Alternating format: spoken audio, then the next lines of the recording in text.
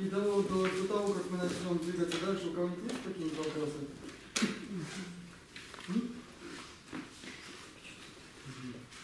Вот последние пройденные частицы говорили три значения. Также, однако, хотя и или. Или только в случае ан. А вот давайте или, спасибо, что напомнили, давайте насчет или посмотрим, хорошо?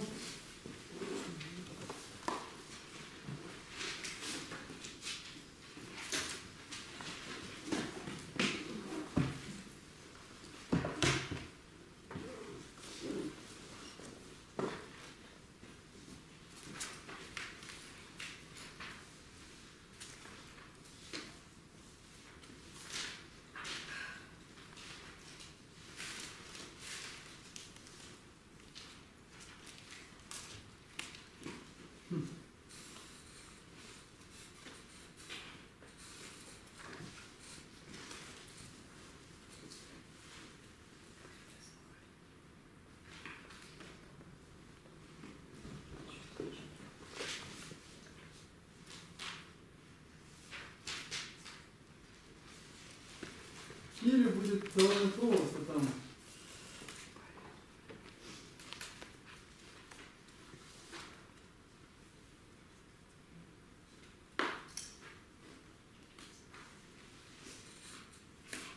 Я говорил, что вот это вот ан будет как или используется, да? Это последнее. И еще другой случай. Ну и там было еще яна. Но яна это уже разговорный язык. Вот это у нас разговорным было.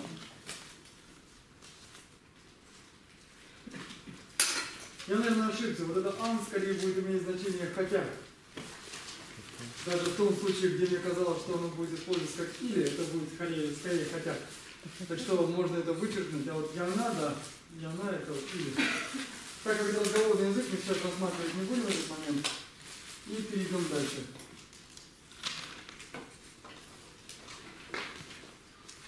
Нет, все равно двигается. Я думаю, это потому что... А мы не закрепляли сегодня. Да, хорошо. Хорошо, мы переходим к следующему разделу. Так видно всем или плохо видно? Или толще взять маркер?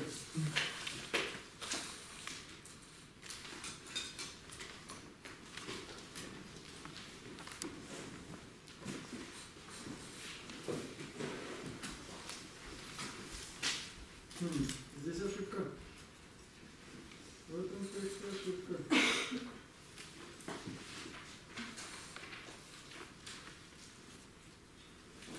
Да, вот здесь правильно.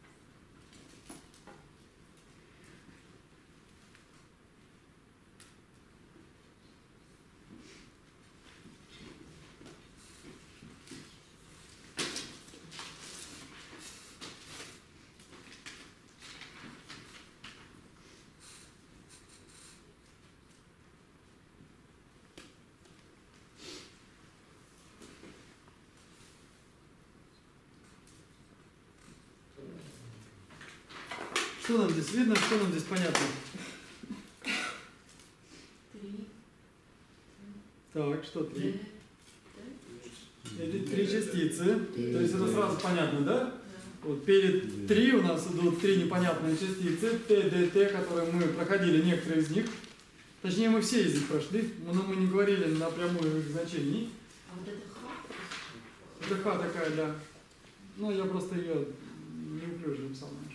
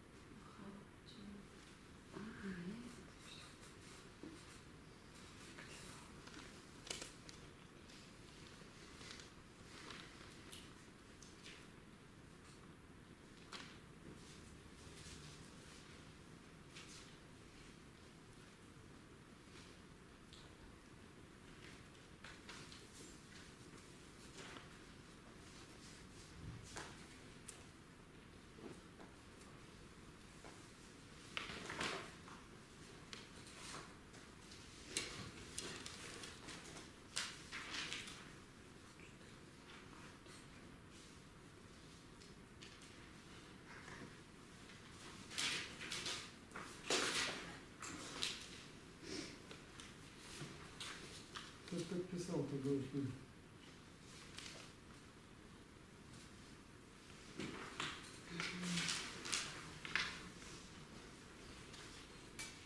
Ну и что нам понятно здесь еще? Вот 3 частицы, а дальше?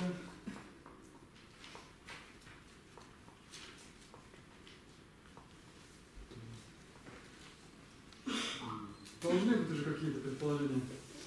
После этих перечисленных букв ставится Т. Нара, Ласа, Дактор, Т. Но мы еще полпредложения пропустили. ТТТ, сумма, это понятно, а дальше? Частицы Хакче. Вот они. Да, они называются алфакче. А что значит факче?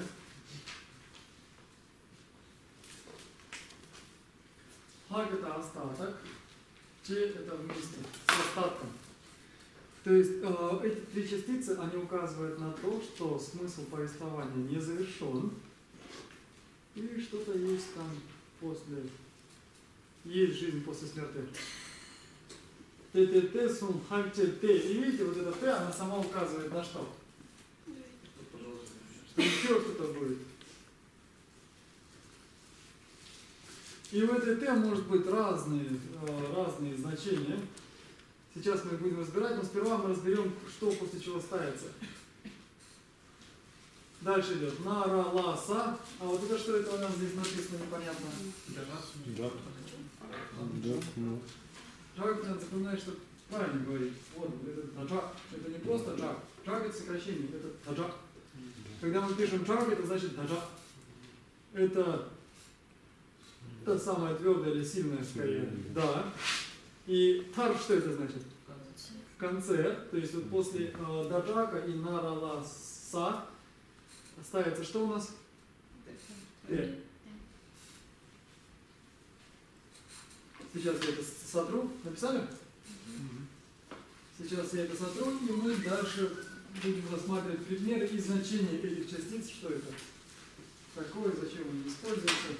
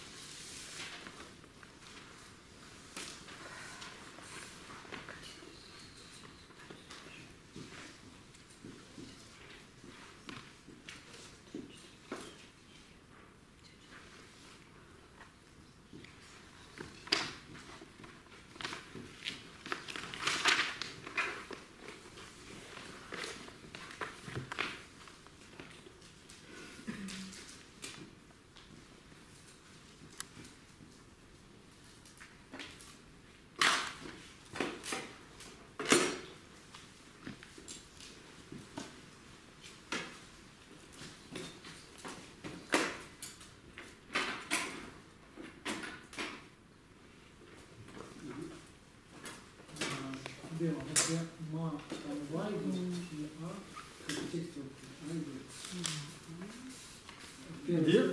Первая строчка ма, а потом забла.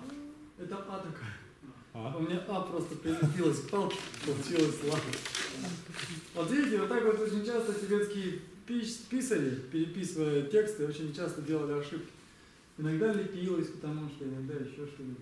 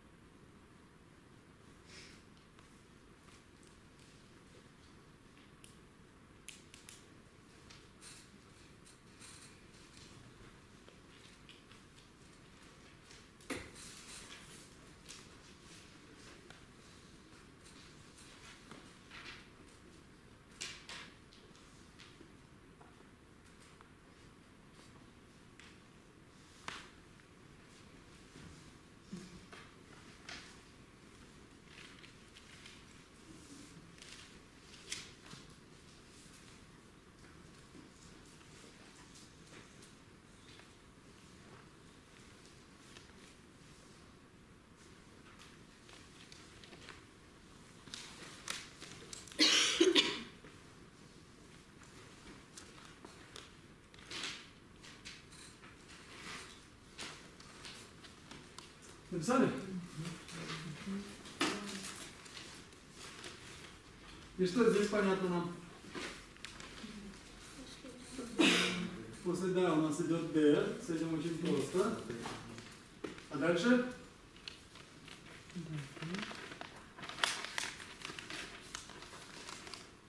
Что дальше?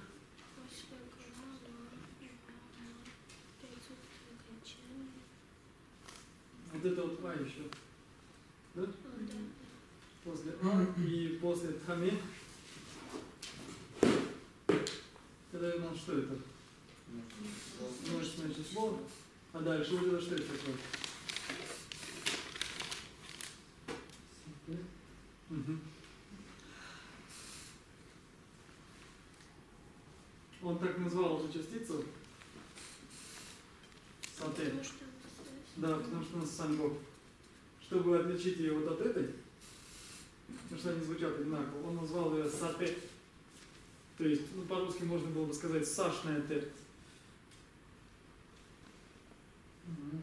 То есть вот после кама, вама, а и таме, после всех этих окончаний идет сате. То есть Т с са. Он не написал санго, он сократил, но смысл то, что идет частица Т, пишущаяся са. И топ это у нас какой глагол? Что это значит? Ставить, ну, прямое значение, как я уже говорил, обретать, а так это ставить. И сейчас мы его распишем по-быстрому. С этим все понятно? Сейчас мы будем заниматься, то есть я напишу этот глагол и будем рассматривать уже смысл этой частицы и как она используется. Будем писать короткие предложения. То есть это так и читается? Нет, она читается Т, но сате он так ее назвал, чтобы было понятно. Вот вопрос, частица ла, она здесь указывает на падеж, правильно? Нам ла, Конечно. сате. Как она здесь работает? Ну подумайте, что здесь может быть. Так, ну вот. Давайте все вместе переведем. Ну да, это в принципе что у нас получается? Тамен намна, сате топ. Отсутствие окончания и ну, вместе с прошлыми случаями. Нет. Местный падеж надо. То есть топ в данном случае получает, ну имеется в виду ставится. То есть ставится где, видимо, ставится вот после вот этих, здесь не написано после, но имеется в виду, что вот к этим прибавляется или после них ставится. К ним ставится, можно сказать, в принципе.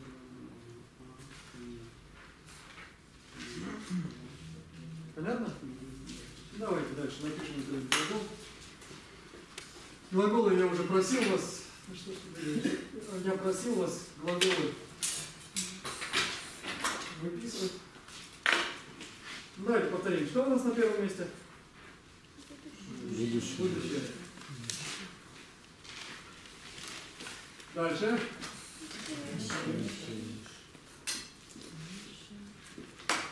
Дальше. И здесь вот это немножко спорный момент, не все с этим согласны. Но мы будем писать. И чего здесь не хватает, как вам кажется? Ще бог с ним здесь. Да. Но вот в этой форме, в этом глаголе он не пишется. Вот этот вот янджукса, он не пишется. Выписывайте отдельно, там, заведите табличку какую-нибудь, и глаголы вот эти будем заучивать. Формы этих глаголов будем заучивать. А вот этот глагол, главное его первое значение, самое часто употребимое, это обретать, получать. То есть обретать состояние Будды, обретать пользу и так далее, вот через этот глагол. В данном случае мы переводим не по прямому значению, то есть используя не прямое, не самое главное или прямое значение смысла, а по контексту. Поэтому мы говорим, что вот ставится, то есть на самом деле такого прямого значения, как ставить, у этого глагола нет. Но если мы скажем, что вот эти вот окончания получают вот эти вот частицы, звучит немножко не по-русски. Звучит немного странно. Поэтому мы вынуждены писать, что ставится. Это понятно? Записали? Ну и сейчас мы с вами начнем рассматривать какие значения бывают у этих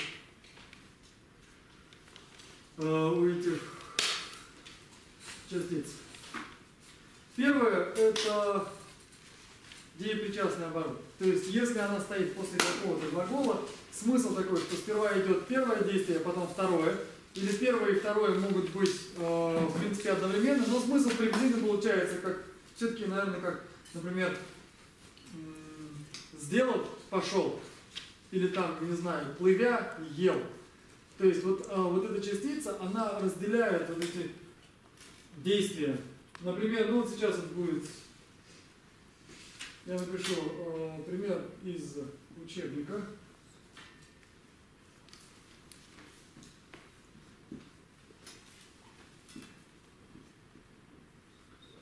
Вот этот глагол мы пока выписывать не будем.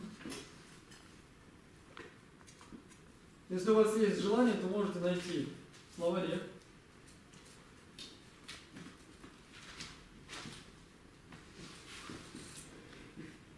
Так,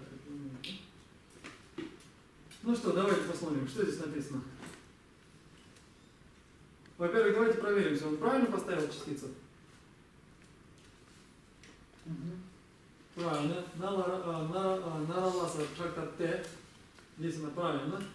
Дальше что мы знаем из этих слов? Лакпа, что это у нас? Рука. Тям – это будет прошедшая форма глагола вытягивать. Тям Т, значит, что получается? Вытянув. Сунь – это прошедшая форма глагола хватать.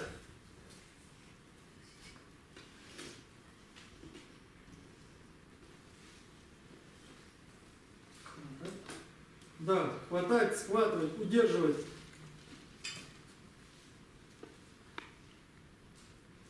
Цепляться.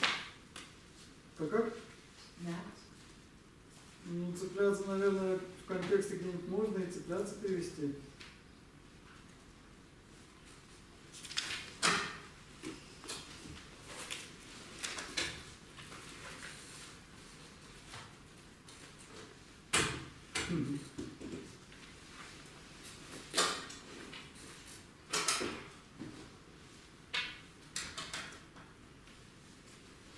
Давайте вот этот глагол распишем по временам. Он очень часто у нас будет попадаться. Что это у нас? Будущее время. Теперь посмотрите. Такого рода глаголов вы увидите, что многие из них будут спрягаться именно так. В будущем у нас стоит, смотрите. То есть у нас бывают глаголы, где меняется корневая. Здесь у нас корень не меняется. Но меняется приписная. Теперь смотрите.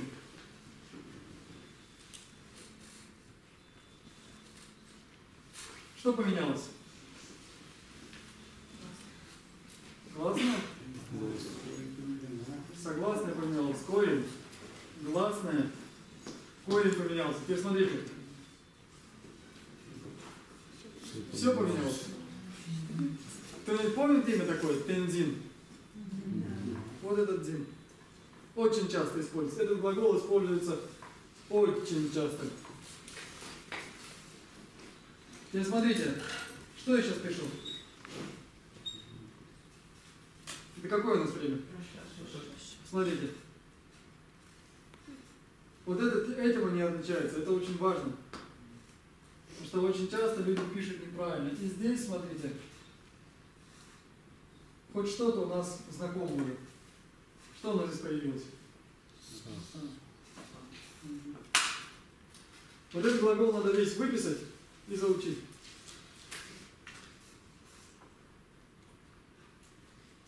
И от него образуются, соответственно, разного рода имена. Если это деятель, то обычно используют. Вот это запишите себе. Сейчас за то, что я говорю, как правило, оно в будущем пригодится. Если мы используем глагол для образования деятеля, используется настоящее время глагола. То есть рубитель, хвататель и так далее будут обычно, не всегда, но обычно, как правило, образовываться посредством настоящей формы глагола.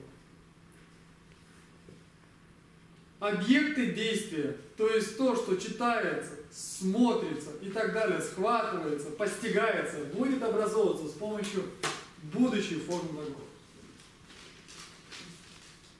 Не всегда, но как правило. И мы в этом с вами еще убедимся, не сейчас, позже. Но вот это правило надо запомнить. Поэтому выпишите его там, я не знаю, отдельно заведите еще один листочек, где вы будете выписывать вот эти правила для себя самих. Написали?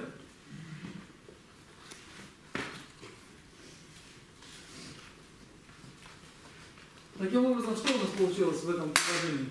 Лапа кянте сум. Не говорится кто. Но понятно, что когда это было? В прошлом. Лапа кянте, вот кто-то некий там, он, скажем, вытянув руку, схватил. Вот ты на что у нас указывается?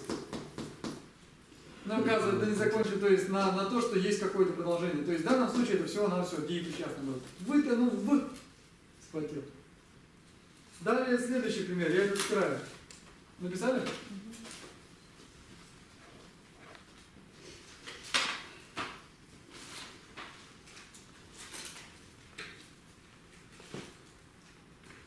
Так.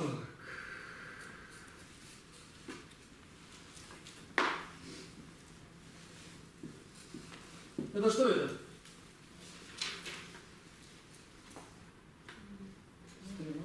Стрела.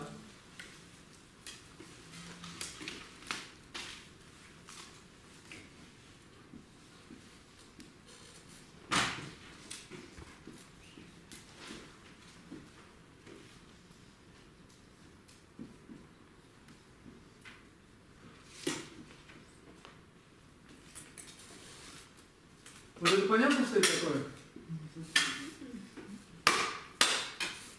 Я раза два уже это объяснял. Кто-нибудь помнит?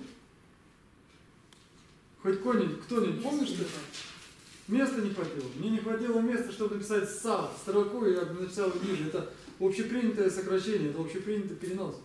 Если вы такое увидите, чтобы вы знали, что это «паунд», «са» просто мне не влезло. А дальше что написано?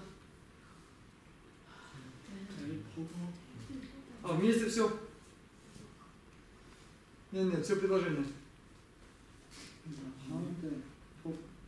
Да, пампе, пама – это прошедшее время глагола бросать, швырять, стрелять из лука. Да, панды, то есть выстрелив из лука, и что могло случиться? В принципе, два у нас варианта. Либо попадет, либо не попадет. Это, знаете, как есть такой анекдот. У блондинки спрашивают, извините, у блондинки спрашивают, вот вы, выйдя из дома, какова вероятность того, что вы встретите динозавра? И она очень верно ответила, 50 на 50, либо встречу, либо нет. Так вот и здесь у нас тоже, либо попадет, либо не попадет. Да, панте, по. Попал он здесь. Это прошедшая форма глагола попадать. По. Выстрелив, попал. Понятно?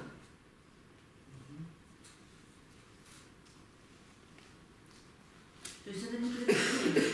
Как? То есть это, в общем-то, не предложение. Почему? Это, это частный оборот. Почему? Ну, здесь же нету Чего? Что должно быть предложение? подлежащего.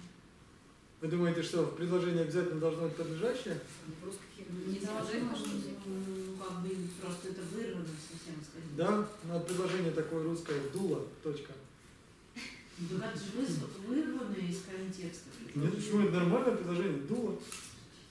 Штирлиц шел по улицам Берлина, точка. «Дуло», точка.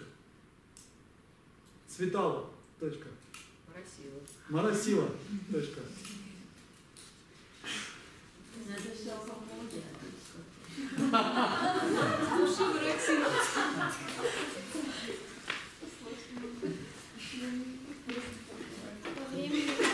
Надоело, точка. Я учил тибетский язык 3 дня, точка. Надоело, точка. Это про погоду?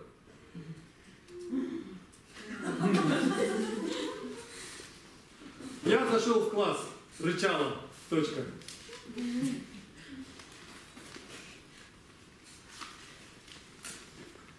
Дальше идет,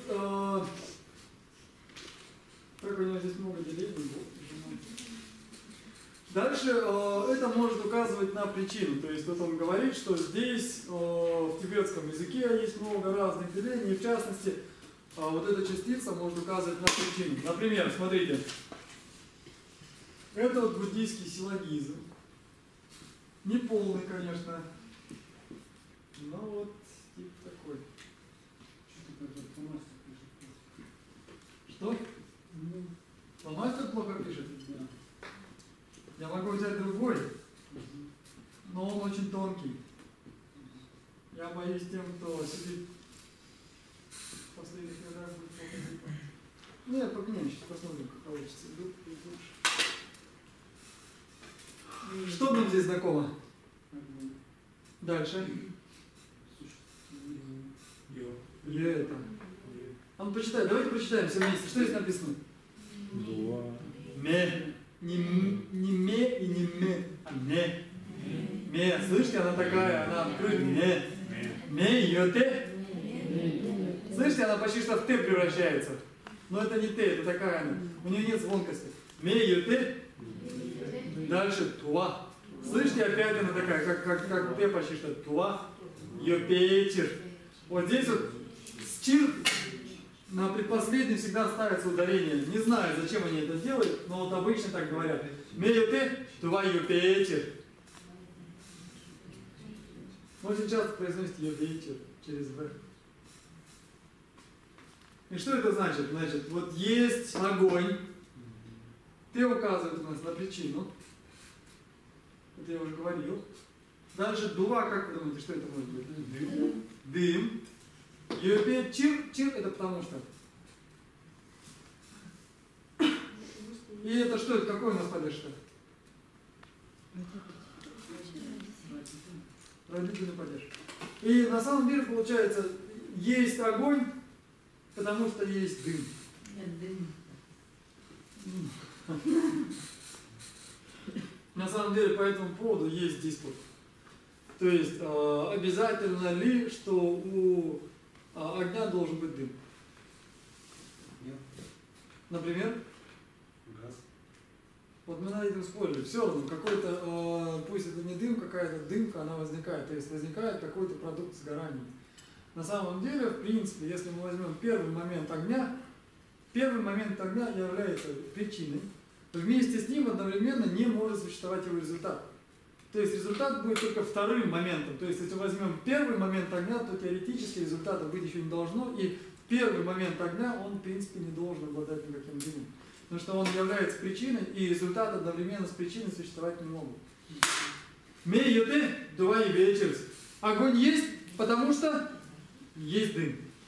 То есть здесь дым выступает в качестве логического довода и аргумента, почему есть огонь.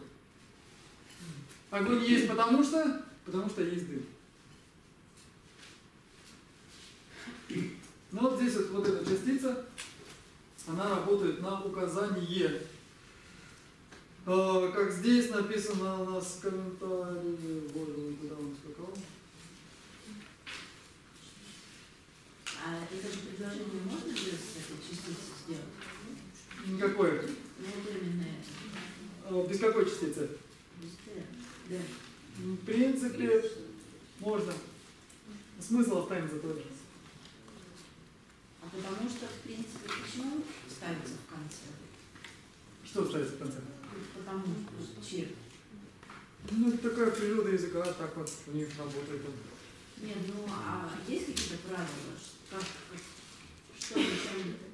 Но если пишете вот такое предложение, то здесь должно быть Д, а здесь должно быть чир. А если поставить чир вот на место? Менее вечер, два ё. Но тогда одно из них будет лишним. Ну, давайте мы это потом как-нибудь, не сейчас. Это на причину, то есть...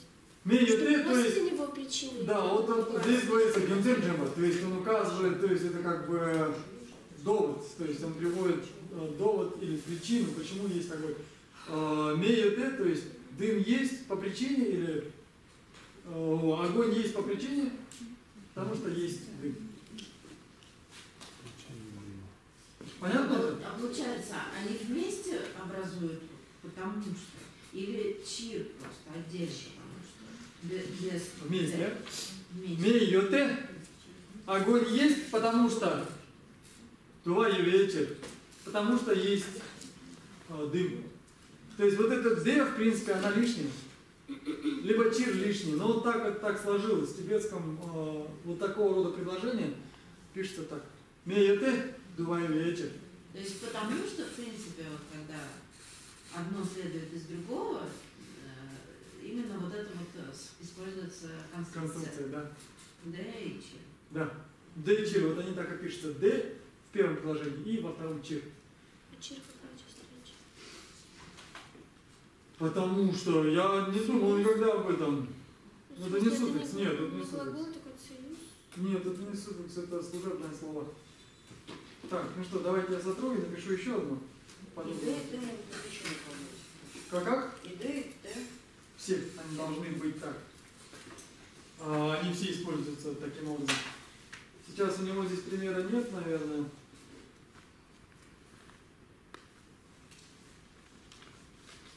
Да, у него еще одного примера нет.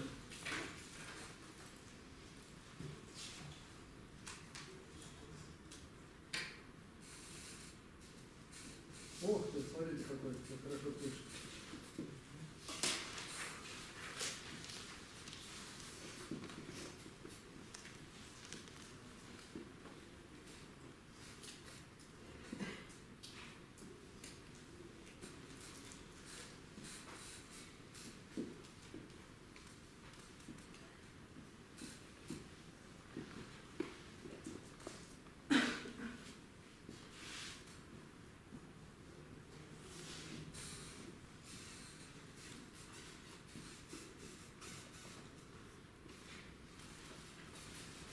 Что здесь написано?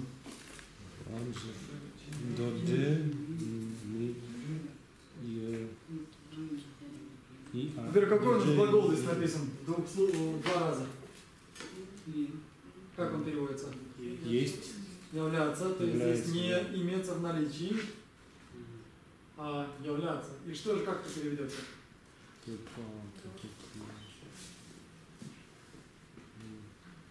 Ну, даже в тибетском.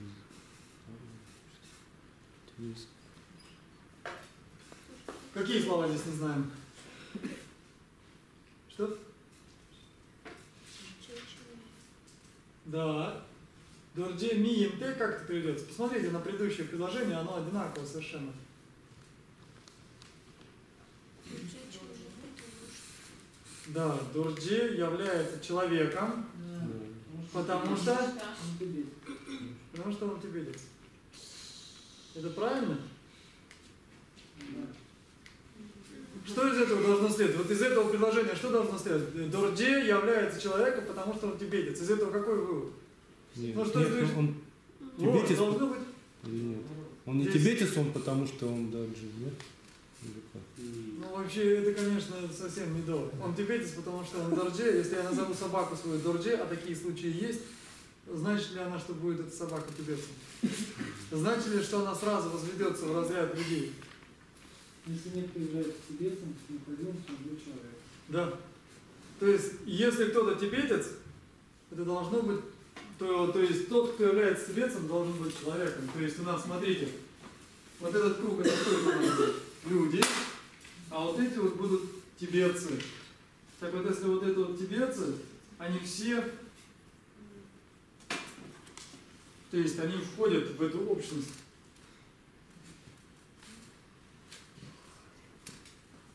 А для этого всегда чир используется. То есть Д, Д и чир. Это связка, это Это такая конструкция. В принципе, на самом деле здесь одно из них, в принципе, не нужно. Потому что Т уже указывает на причину, чир указывает на причину. Зачем два раза указывать на причину? Ну так случилось. То есть это устойчивая такая конструкция. Да. А Д это получается не равнозначно? Потому что он ДТ это алломорфы, это три частицы, имеющие совершенно одинаковый смысл, но вследствие того, что они ставятся после определенных окончаний, их формы могут взаимозаменяться. Это то, что мы пытались с вами уяснить последние несколько недель. Что у нас есть множество различных частиц, имеющих совершенно одинаковый смысл, но ставящихся в разных случаях после разных окончаний используются разные частицы. И вот здесь в данном случае у нас это три частицы Т, Д, Т.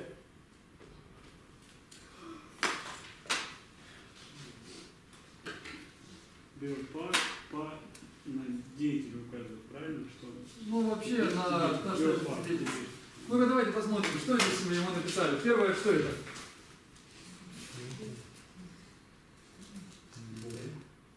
Чего? Что первое? Ребенок. Или... Первое слово, я говорю, вот это что я написал? Пема. Ударение на второе слово. Пема. Дальше? Ми. Ин. Пема ми ин те. Дальше? Пумо им вечер. Пумо, ты знаешь это слово? Девушка. И что это получается? Что я написал здесь? Потому что она девочка. Как вы думаете, все ли девочки являются человеками? Или есть некоторые девочки, которые все-таки не человеки? Есть ангелы. Есть ангелы. Ангелы, они бесполы.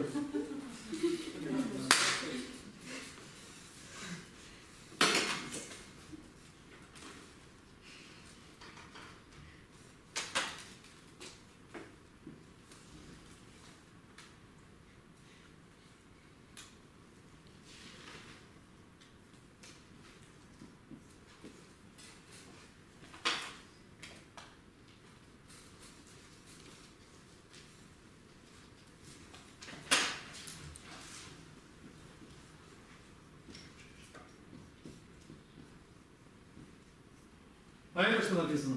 Первое слово. Сенге, что это такое? Лев. Лев. И имя. Сангели. Минте. Сенге минте. Здесь оно такое, здесь интонация в этих приложениях такая. Сенге минте. Инте. Дальше. Сэмчен. Сэмчен имбечер. Сэмчен, что это такое?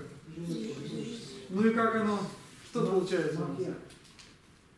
Ну, а если по-русски? То есть что у нас написано? Рельеф является человеком, потому что он живое существо. Живое существо. Почему это неправильно? Это правильно или неправильно? Это неправильно. Почему это неправильно? Живые существа будут не только человеком. Потому что если нет... То есть, если вот это вот живое существо, то человеки или здесь у нас сенге, то есть о человеке, но сенге, даже если это имя человека, человеки у нас являются только какой-то частью живых существ. Сенге минте, сенге имбечерс, то есть здесь это не получается. То есть живые существа, которые могут быть не людьми и в то же время могут быть живыми существами. Это понятно? То есть сенге минте, сенге имбечер, это у нас получится не довод. Потому что не обязательно здесь, если кто-то является живым существом, то совершенно не обязательно он является человеком. Это понятно? Вот эти вот предложения, как они строятся, понятно, да, с причиной?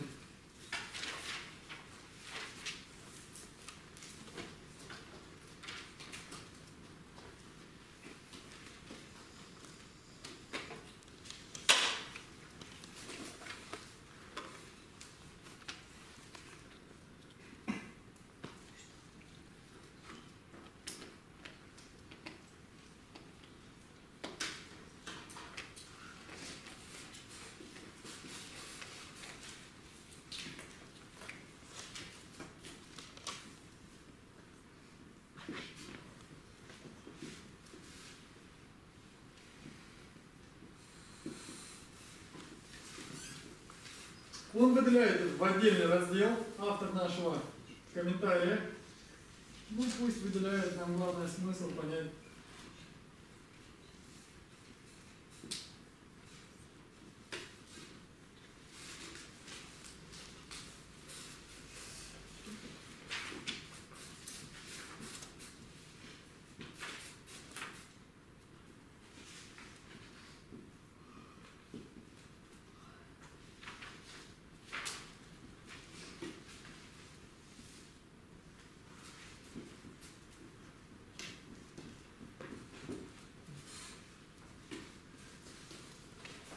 Так, давайте попробуем перевести.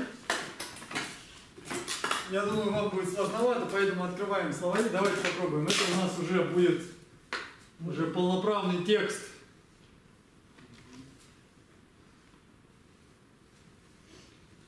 Давайте смотрим, что здесь мы знаем, что мы не знаем.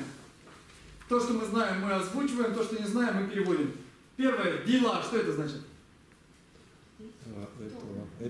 Этого. Этого скорее.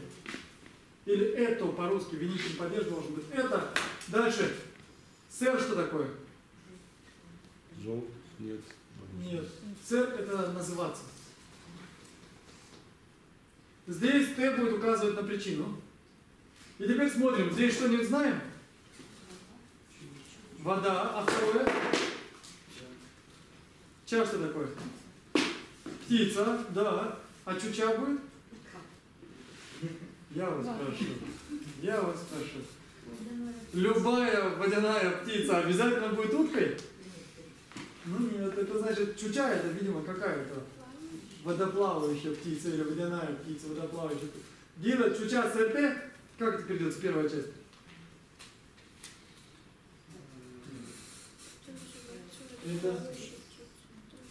Вот, это называется водоплавающей птицей, потому что дальше.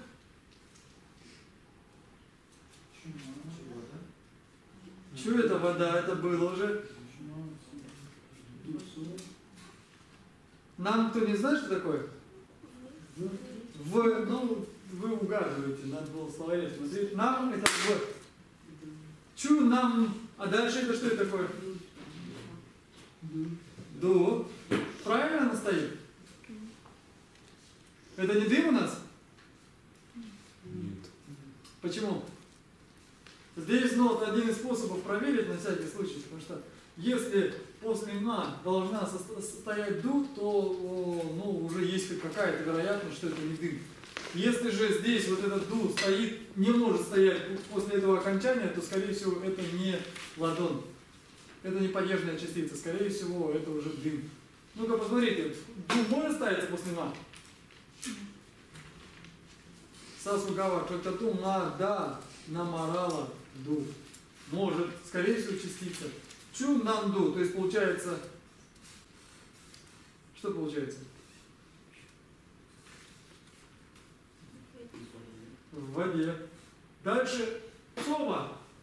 Это жить, проживать, существовать.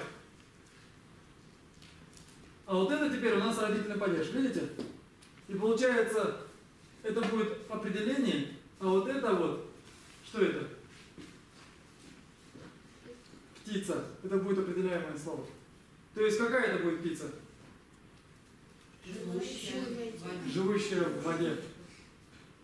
И дальше смотрите. У нас, помните, там было имбечир? Здесь ин то же самое. Вместо чир поставлено пасапе. То, что я однажды говорил, что это может служить вопросительной частицей, на самом деле здесь это у нас орудный падеж. Это одна из функций родного падежа. Она тоже указывает на причину. Вот это тоже надо выписать себе, что иногда орудный падеж может указывать на причину. И со это что это у нас такое? Это докцик. Указывает на окончание предложения. И что получается все вместе?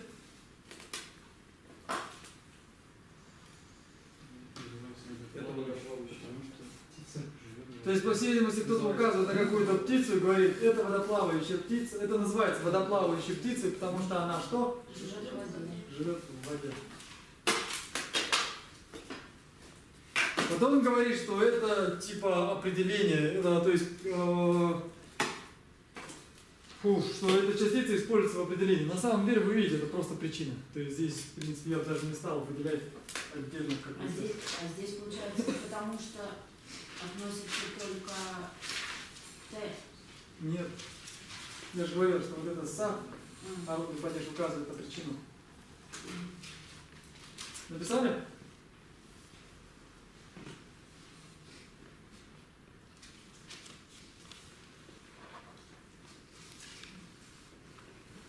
Написали? Сейчас я напишу еще одну. Напишу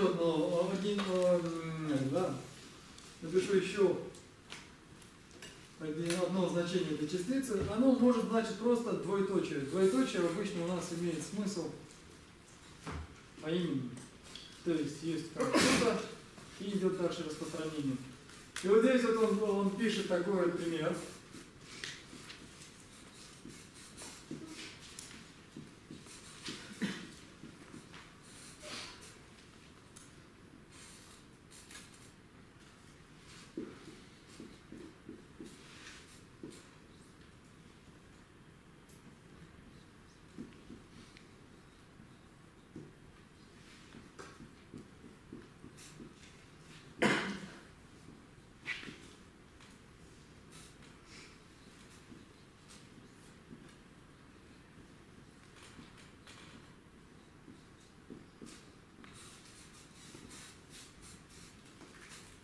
Что мы здесь знаем?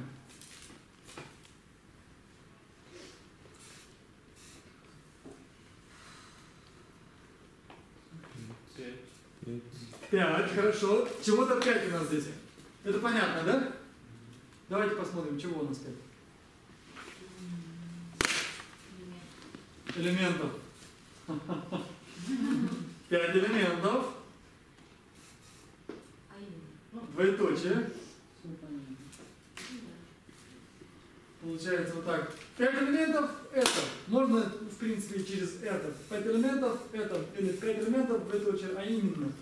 И дальше са это что это такое? Земля. Чу. Вода. Ме. Огонь. Лун. Ветер. Ветер. И намка пространство. И о это указывает на что? Намка о. На окончание.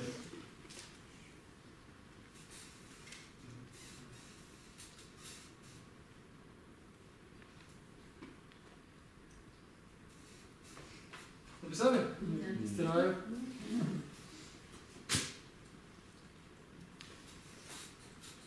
А вот на поддержку может указать на причину с любым глаголом?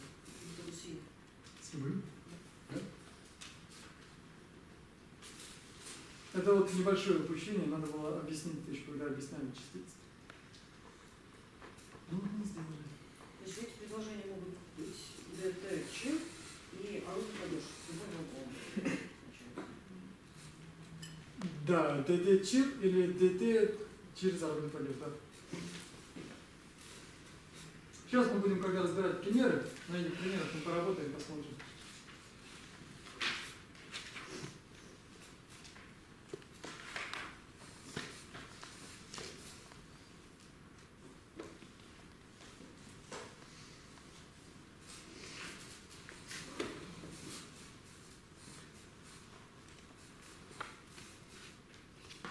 А вот если бы мы «о» не использовали в конце, это как сказать, не было бы ошибки? Как? Ну вот если бы мы «о» не использовали в конце. Нет, не было больше.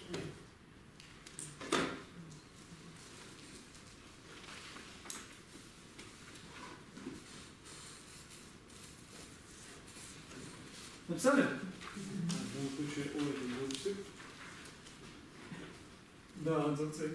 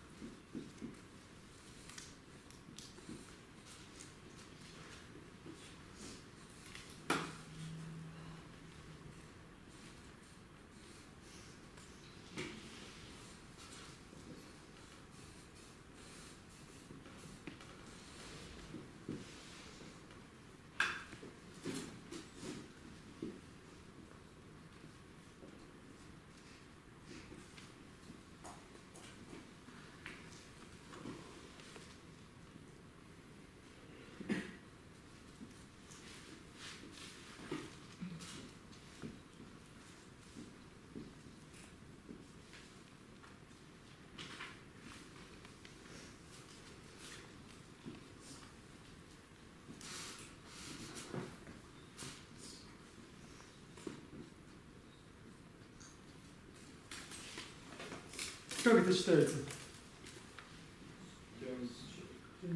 Кюнчок, сумте,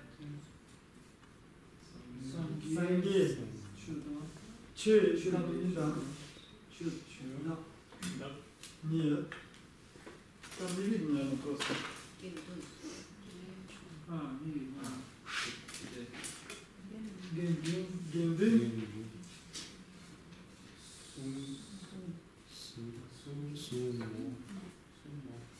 Сумо. Сумо. сумо. Это не сумо. Это сумо.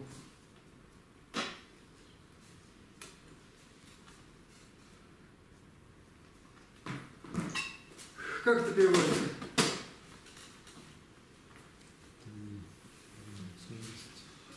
Да, получается сумма это 3.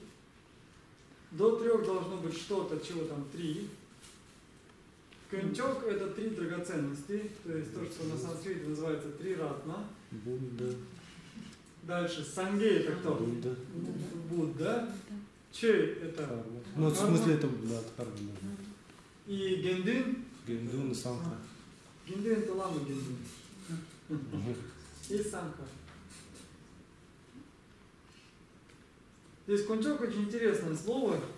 Это не прямой перевод слова ратна, потому что ратна это драгоценный. Кён это редкий. Чок это наивысший. То есть это то, что обладает 2 качествами. Об этом говорится в Уттара Тантре. Знаете, есть такой текст Уттара Тантра. Там говорится, что 3 драгоценности, они драгоценности, потому что они редкие, то есть редко встречающиеся, и чок они высшие. Это такой смысловой перевод был ратна с санскритно-тибетских. И здесь, видите, у нас опять кунчок сумте. Это сангети гендин сумо. А вот сум, как вот взять, что написано, так она не должна писаться? У меня не вместилось. У меня не вместилось, и вот ма можно сокращать таким вот образом. Ма можно поставить сверху тройку, кругляшок, и он обозначает м.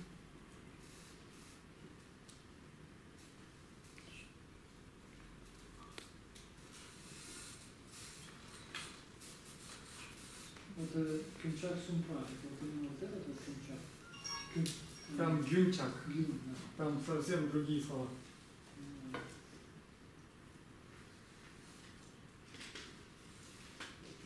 Ну давайте разберем тогда так, у нас сколько уже времени? Времени у нас еще целый вагон, маленькая тележка. Давайте разберем тогда еще один пример. Все написали? И здесь он говорит, что есть еще один раздел, где используется эта частица.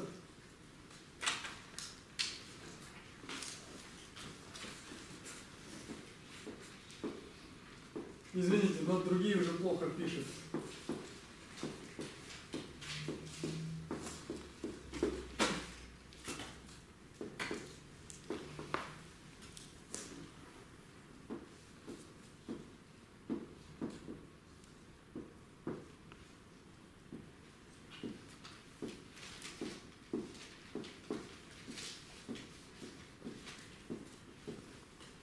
Что здесь написано?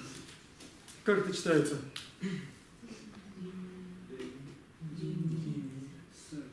Так.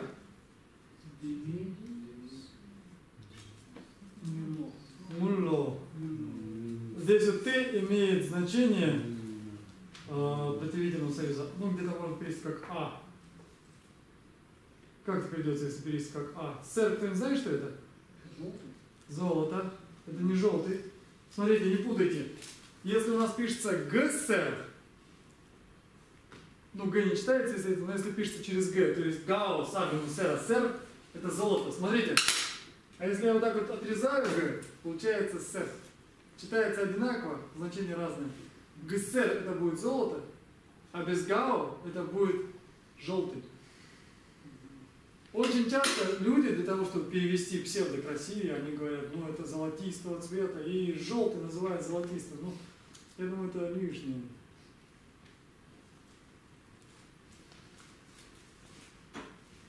Не надо придумывать, когда ты переводишь, это не очень хорошо. Дени серте, дени муло. Муль что такое? Муль это деньги, это серебро. Первое значение это серебро. Просто так как очень часто использовали серебро для оплаты, это приняло значение деньги. И как это переведется теперь?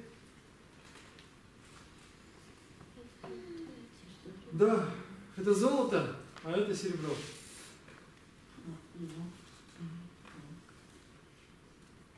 Понятно? Алло. Ло, это зацик же. Мы же с вами проходили, или с вами не проходили. Надо смотреть предыдущие уроки, иначе так вам трудно будет. Ло – это то, что мы проходили прежде. Это частицы, указывающие на завершение какого-то смысла. То есть, например, предложение, абзаца, повествования какого-то. И их у нас было, сколько частиц было у нас таких зациков? 11. Вот Саша Зубов не получил бы пятерку на предыдущей контрольной, потому что он на нее, во-первых, не пришел, а во-вторых, я думаю, все равно не получил. Так вот, у нас их 11. Вот таких вот частиц, снаров. И они указывают на завершение какого-то смысла. Все, вот эти вот были частицы, теперь давайте с вами будем писать примеры. Сейчас попишем немножко примеры, чтобы закрепить, чтобы было понятно. А, кстати, у вас в учебнике это есть, наверное, да? Есть, только у меня с собой учебника нет. Отлично. А вы не перефотографировали? Понятно. Так я спросил, кто-то скачать, название записал. Не А скачал. можно где-то скачать? Кто-то хотел скачать. Жизнь перефотографировал, а он не скачал. А потом наступила разлука. Да, так это и бывает.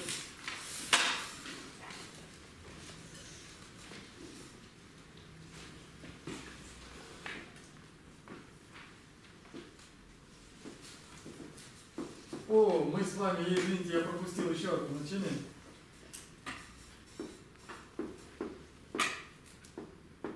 А вообще-то нет, извините. Чего ты?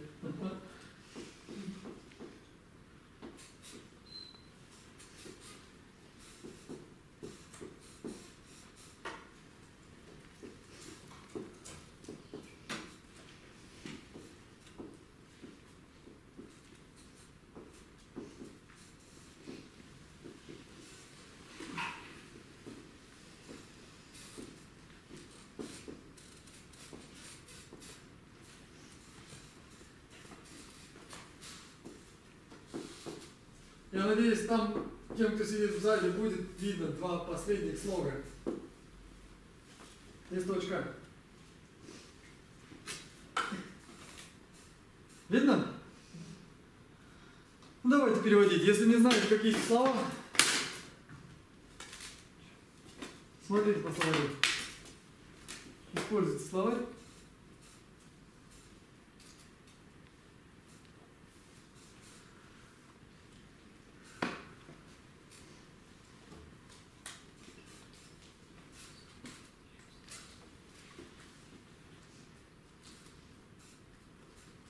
Как это читается у нас? Чук. Чук. Чук. Щи. Щите. Щите. Шар. Шардан. Шардан. Вода. Да ну что вы? Нордан. На? Ну. Ага. А, вот не видно просто тут. Не видно, я понимаю. Ну да, дальше. Чамо. Что это у нас значит? Давайте по словарю посмотрим. Со словарем перейдем по-быстренькому. Ну, что-то направление цвета. Да, направление сторон света. Их сколько? 4. 4. Дальше. Восток. Так, восток. Юг. Дальше. Запад и север. Какое здесь значение будет иметь частица Т? Двоеточие. То есть 4 столицы света, это у нас восток, юг, запад и север. По какой стрелке у нас получилось? По часовой. Вот они обычно так всегда описываются. С востока начинают, восток, юг, запад и север.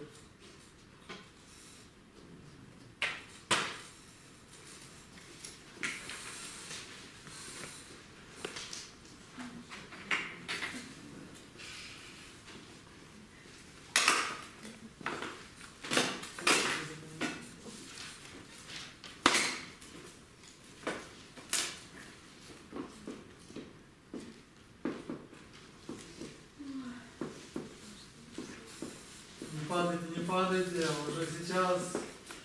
Нужно садиться на пол, чтобы пахло не было. Уже сейчас.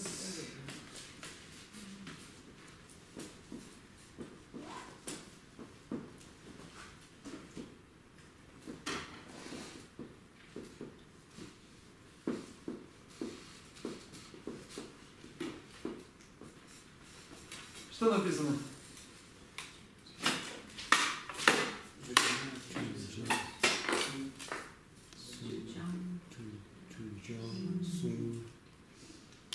Как? Первое, что там было? Чуча. Дальше. Сунте. Шарду. Джо. Чуча сунте. Шарду джо. Как это переведется? Только водная птица.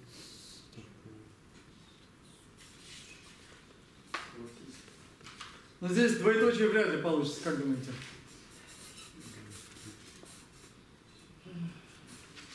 Причина здесь может быть такая?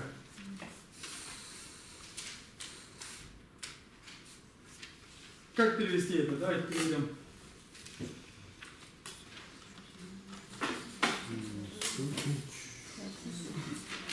Схватив птицу, пошел, идет на восток. Или пойдет на восток. А это может быть еще и в принципе повелительное наклонение. То есть он может сказать: давай, схватив птицу, пойдем на восток. Сделаем пекинскую утку.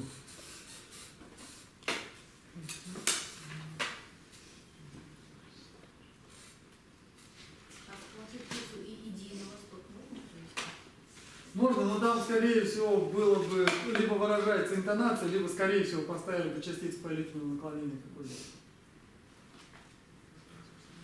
Но, в принципе, если сказать чуча сунда, щарду, джо, ну, скорее сказали бы сон или гю, какое-нибудь повелительное наклонение, не джо.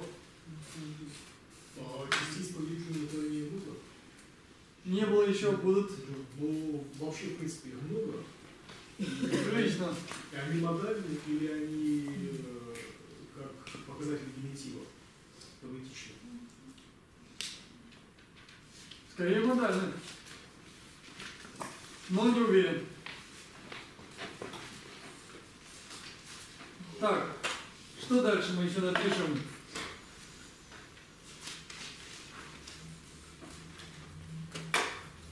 Какая у нас, как вы должны были написать глагол смотреть? Прошедшая форма. Как она у нас пишется? Кто-нибудь продиктуйте мне. Дайте мне спеллинг. Если говорите, помню, что такое спеллинг.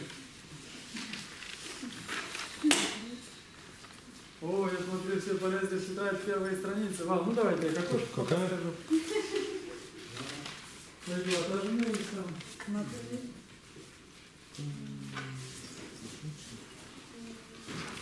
Так, смотрите, что вас не продуло.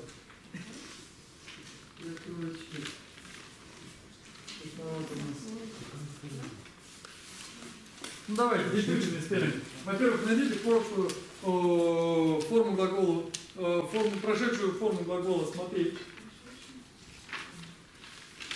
Затем продиктуйте мне, как она пишется. Ба, отлично. А дальше после ба что должно быть? Ла. Уверен. Ла.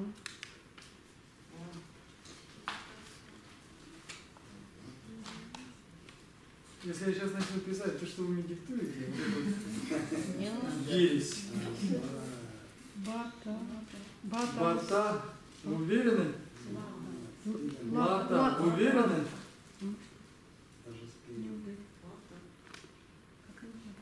Теперь, как мы диктовали? Как мы предписные диктовали? Так, дальше. Ла-та-та. Чего пропустили? Ла-та-та.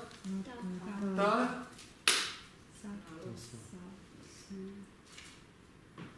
Ну.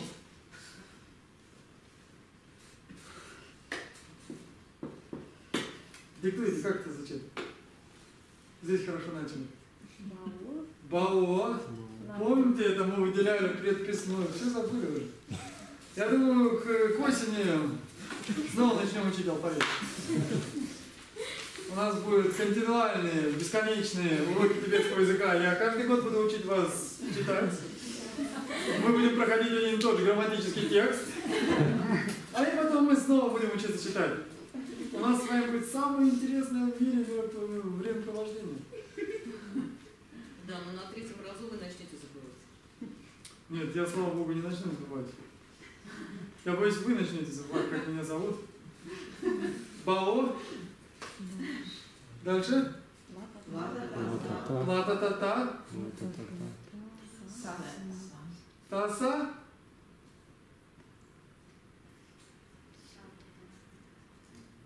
Так кажется, ласа-таса, да, нормально. Понеслась. Ну, если мы добрались до отсюда, та, дальше са и те. Ура! Боже мой. Баулата-та-та-са те. Вот так вот тут были бы мы где-нибудь с вами, представляете, ни пищевого материала и ничего. Тут я попросил бы, скажите мне, наша жизнь на кону. Погибли бы все с вами.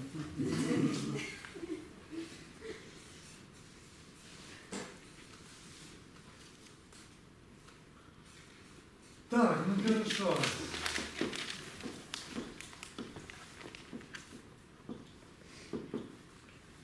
Кто не знает нижний глагол? Пить? Видеть. Видеть. Смотрите, кто-то что-то помнит. Боже мой, не зря. Все, не зря. 15% помните. Ну, может быть, меньше чуть-чуть. Как это переводится теперь? Смотреть и посмотреть. Вот мне нравятся такие переводы. Смотреть и видеть, дышать и любить, есть и спать. Нет, где там такое написано? Смотря, видел. Да, посмотрел и увидел. А ведь могло оказаться, что посмотрел и не увидел. Опять это нам, у меня подсознание, видимо, так работает, она описывает нас. Посмотрел и не увидел.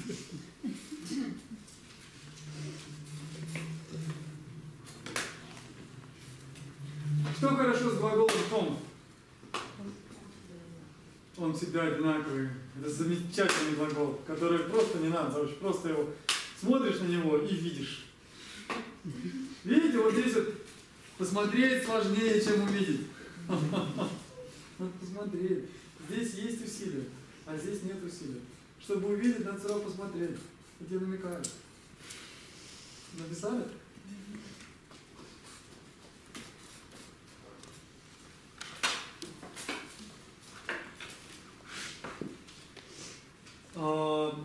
Помните, я вам писал глагол практиковать, достигать. Помните, был такой? Давайте, продиктуйте мне прошедшую форму этого глагола. Опять что? Опять весна? Отлично. Отлично.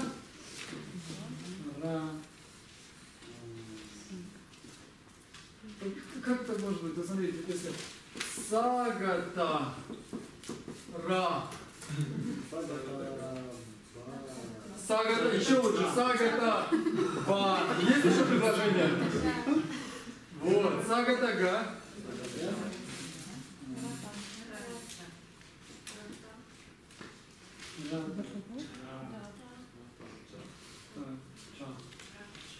О, произношение не забываем.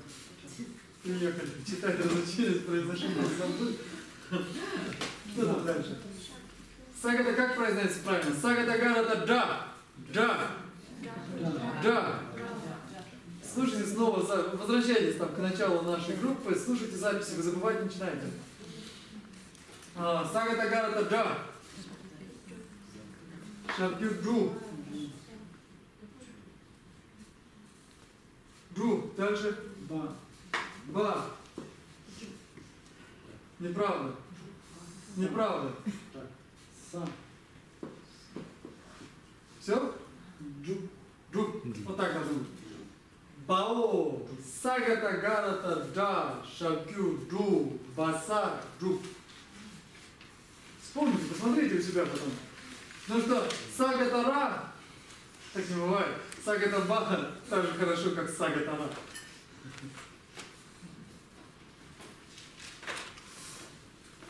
Так, ну давайте закончим приложение.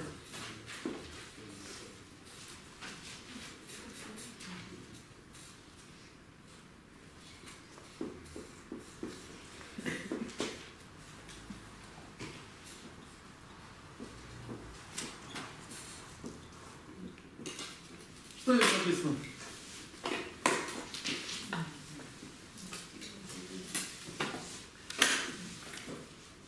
Что здесь написано?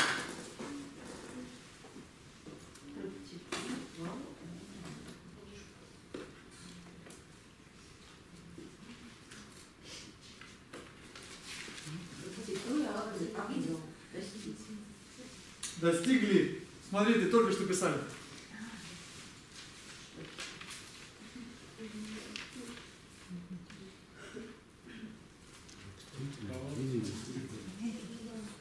Во-первых, здесь ошибка. Кто-нибудь видит эту ошибку?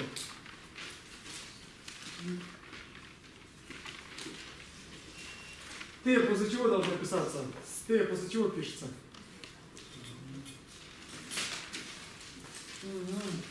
Должно быть Т без Са. Т без Са. Должно быть, во-первых... Андрей, это какая форма глагола? Прошедшее. А это?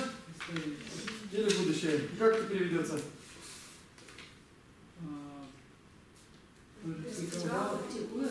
Ну, где-то так попрактиковав, или не знаю, попрактиковав, то достигаешь или достигнешь, ну, скорее достигнешь. То есть достигнешь только через практику, попрактиковав, достигнешь. Джуб ты топ.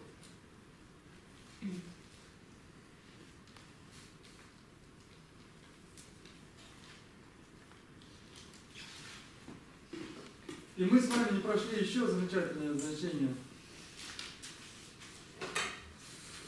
Написали?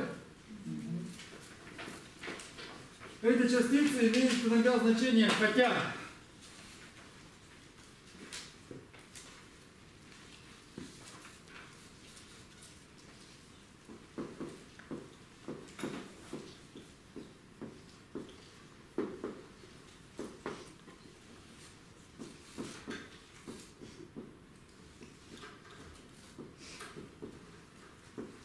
Давайте вспоминаем, чего здесь у нас, что значит и в каких случаях. После этого напишем еще одно предложение и будем исходить. Что у нас написано в первом месте, на первом месте? Дело.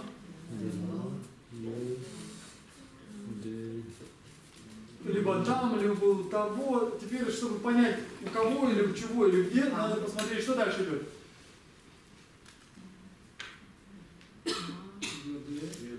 ЮД, ну там не такая звонкая.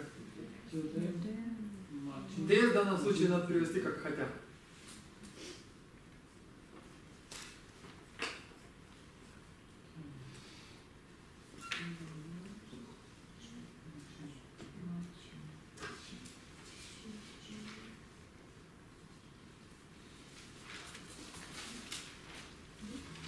был там.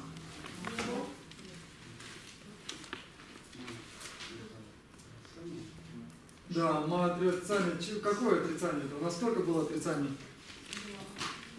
Ну, было больше, но вот было недавно на предыдущем занятии мы говорили. Правильно, прошедшее. Значит, какая после этого будет стоять форма глагола? Прошедшее. И какой это глагол? Что это значит? Нет, не ушел, не ходил, вообще не в тот лес. Что? Забыл? Не был. Не был или забыл? И не то, и не другое. Смотрите по словарю, тогда, если не помните, давайте словарь посмотрим.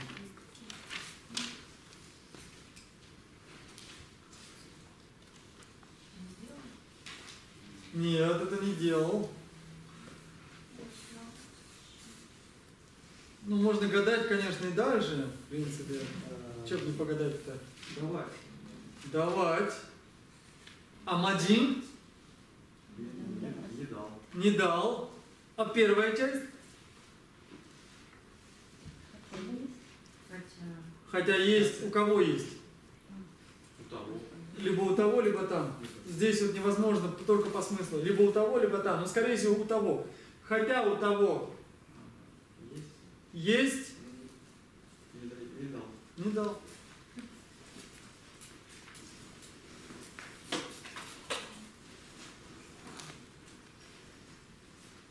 Написали?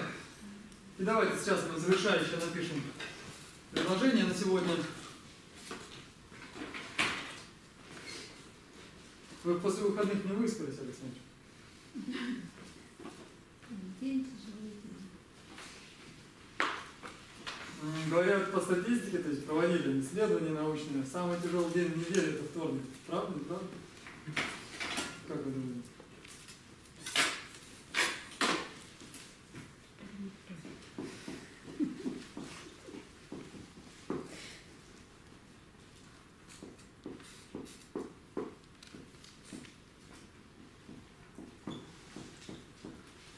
Если не переведете сейчас правильно, останется как домашняя работа.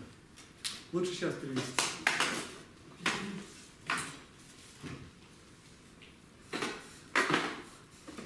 Ничего подсказывать не буду.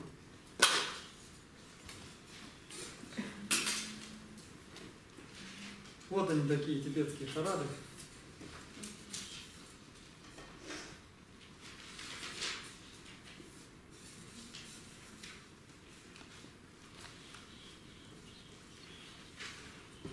У нас с вами будут такие тибетские словари. Будем здесь шарады отгадывать.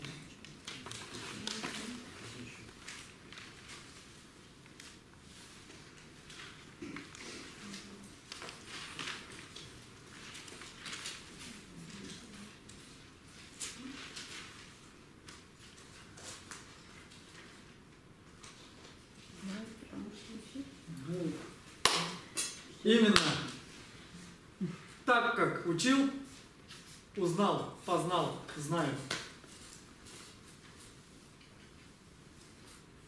Джамби, ще. Вот здесь вот пе вот этот народный падеж указывает на что? На причину. Джамби, так как учил, знаю, познал. У ще нет формы, видите, то есть здесь можно как хотите перевести.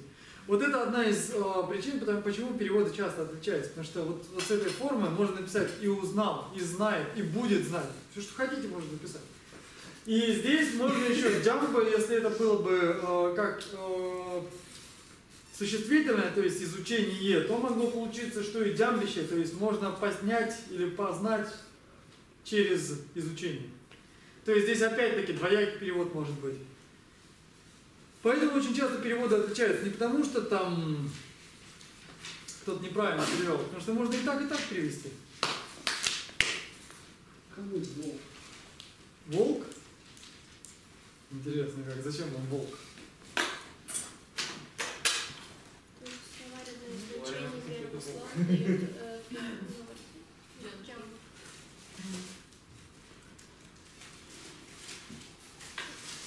Этот словарь дает это значение для того, чтобы, если кто-то наткнется на неправильное написание, это хороший словарь.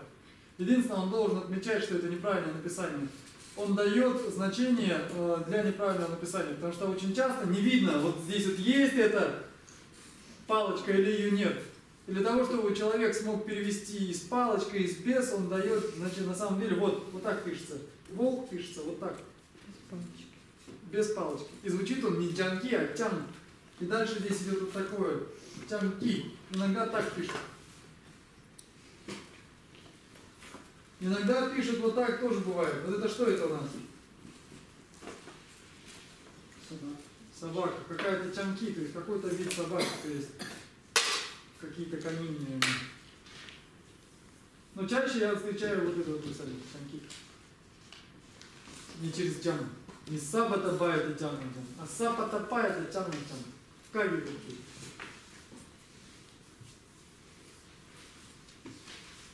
Все, на сегодня тогда остановимся здесь.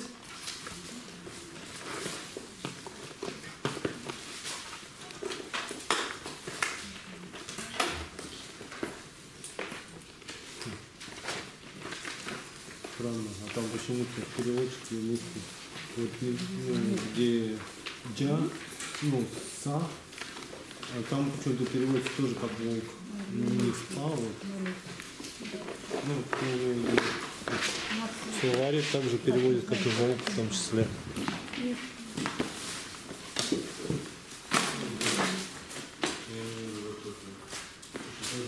Не должен, он просто специально дает ошибочное написание, как бывает. Этот словарь, в принципе, это у него плюс, единственное, надо отмечать, что это неправильное написание. Так вот, я очень прошу вас, учите этот текст. Я чувствую, остались, в самом деле, нас осталось мало, это те, кому в самом деле, видимо, это нужно. Учите этот текст, он скоро закончится, он очень короткий. Сейчас он закончится, я начну приносить куски, потому что прежде чем мы начнем разговорный язык, мы будем, я надеюсь, мы успеем это сделать до лета, чтобы вам было что летом забыть. Надо чем-то занять мозг. А потом, когда будете отдыхать, это будет что забывать. Будете лежать на пляже, ух ты, я забыла, как пишется.